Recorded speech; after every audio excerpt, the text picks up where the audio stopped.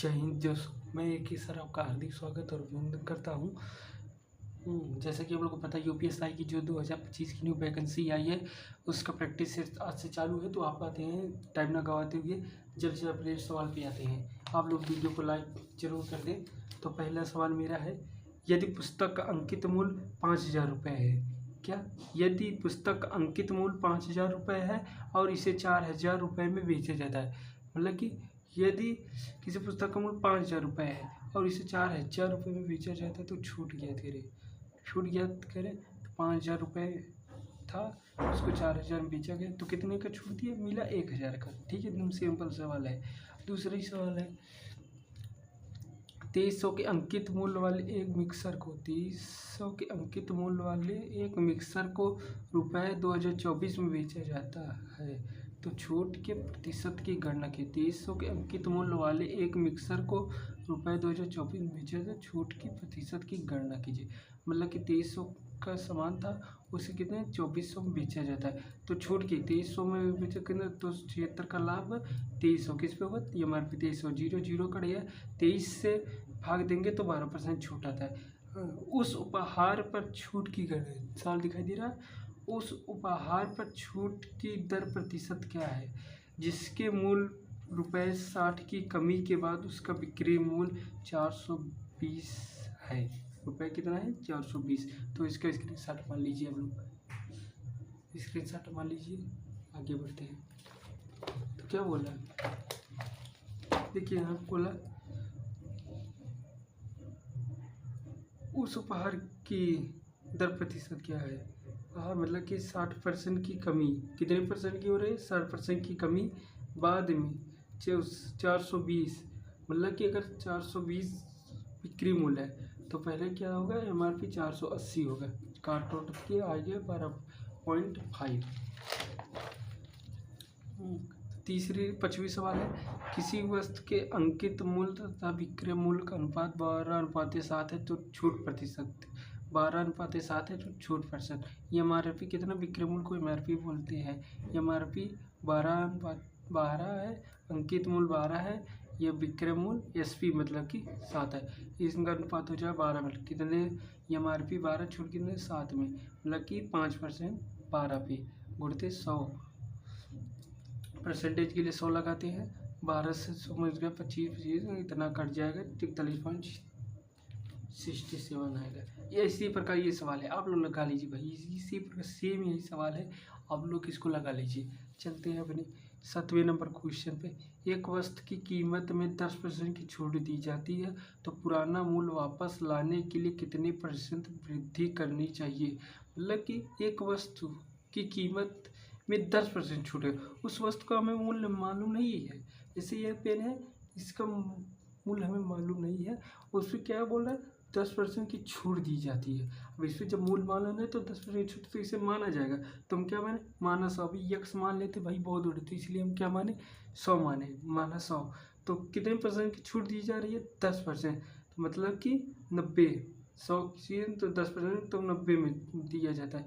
किस पे दिया था, 90 कितने छूट दी जाती है, 10, तो कितना बचता है 90 गुणित परसेंटेज के 100, 0 से 0 कैंसिल, 10 9 90, उसके बाद आ गया 11 सही 1/9% की कितने % वृद्धि करनी चाहिए, 11.9% की वृद्धि करनी चाहिए, तब उसका पहला मूल्य आएगा।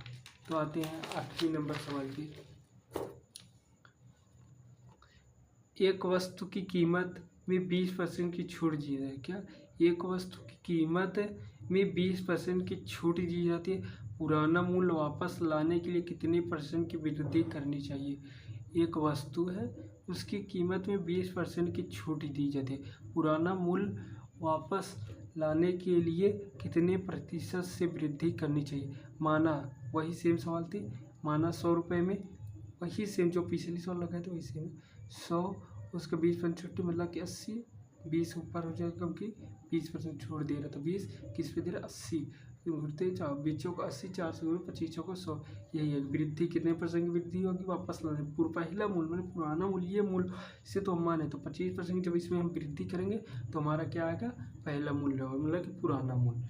ठीक है, जो आते हैं 9वीं सवाल में, किसी वस्तु के अंकित मूल्य 2900 पर, मतलब कि 2937% की छूट है। किसी वस्तु का अंकित मूल्य, मतलब कि जो अंकित मूल्य MRP पर 37% की छूट प्रदान की गई है, तो उस वस्तु का विक्रय मूल्य मतलब कि अगर किसी तो उसका कितने में बेचा, अगर 37% छूट दे रहा है तो ये आदमी उस वस्तु को कितने % बेचा, तो MRP कितना है 2900, छूट कितने की दे रहा है 37% की, तो 2900 का मतलब कि अगर 37 मतलब कि आप नहीं समझो तो 37 मतलब अगर कोई चीज़ 100 है, अगर उसमें कितने छूट दे रहा है 37%, तो 37 अगर घटा देंगे 10 में 7 ज्ञान 3 और 10, यहाँ पे बचा 9 में से 6 3, मतलब कि 63% बचा, तो वही लिखा है 63%, और परसेंटेज के लिए 100, 0 0 कट गया, 29 3 से 1827, मतलब कि विक्रय मूल्य कितने में बेचेगा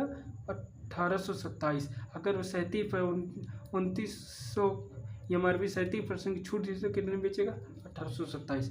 आते अपने लास्ट सवाल के आज के इस टॉपिक में, एक समान अध्ययन पुस्तक का अंकित मूल्य 800 रुपये है, यदि इसे 15 और 20 परिक्रमिक छूट पर बेचा जाता है तो इसका विक्रय मूल्य 420 है। ये सवाल में केवल एक पर है इसमें, लेकिन बोल रहा है 15 और 20, मतलब कि 15 और 20, MRP कितना है 800 रुपये है, MRP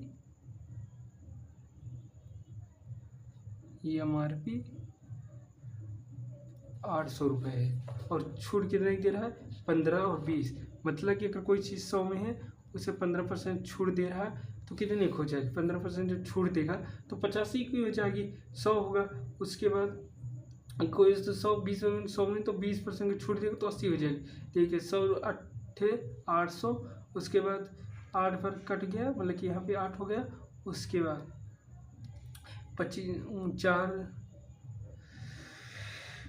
8 हो गया यहाँ पे, उसके बाद काट टूट के पूरा कितना गया 544, मतलब कि यहाँ से 100 8 800 काटे, उसके बाद यहाँ पे बचे 8 से 8 45, यहाँ पे 50 हो जाएगा, उसके बाद 10 बच जाएगा, ये कट जाएगा 17, उसके बाद 17 ऊपर बच जाएगा, 10 इधर पूरा काट मिला के 17 चो इतना, उसके बाद यहाँ पे 8 बचे कितना 544। तो आज की हमारी यहीं पर क्लास समाप्त हुई। आप लोग एक बार फिर से देख लीजिए और स्क्रीनशॉट इसका ले लीजिए, ये देखिए इसका स्क्रीनशॉट एक बार ले लीजिए, आप लोग काम देगा अगर, और ये भी पेज का स्क्रीनशॉट ले लीजिए, ये भी पेज का आप लोग के स्क्रीनशॉट ले लीजिए, अगर लेना हो तो ले लीजिए स्क्रीनशॉट इसका भी, और इसका भी स्क्रीनशॉट ले लीजिए। भाई हम सवाल पहले से हल करके इसलिए रखते हैं ताकि आप लोग जल्दी हो जाए, क्योंकि पेपर में टाइम बचा नहीं है, केवल 2 महीने 3 महीने बाद पेपर होगा। आप लोग जितनी मेहनत करेंगे, तो हमारे प्रैक्टिस में आप लोगों को मालूम है रोज़ 15 अगस्त से चालू हो गया है ये सर द्वारा, आप लोग को रोज़ 20 मिनट की क्लास मिलेगी, 20 में 20 क्वेश्चन। आज थोड़ी बहुत प्रॉब्लम है तो इसलिए अब 10 क्वेश्चन ही है। तो मिलते हैं हम अगले वीडियो में, धन्यवाद।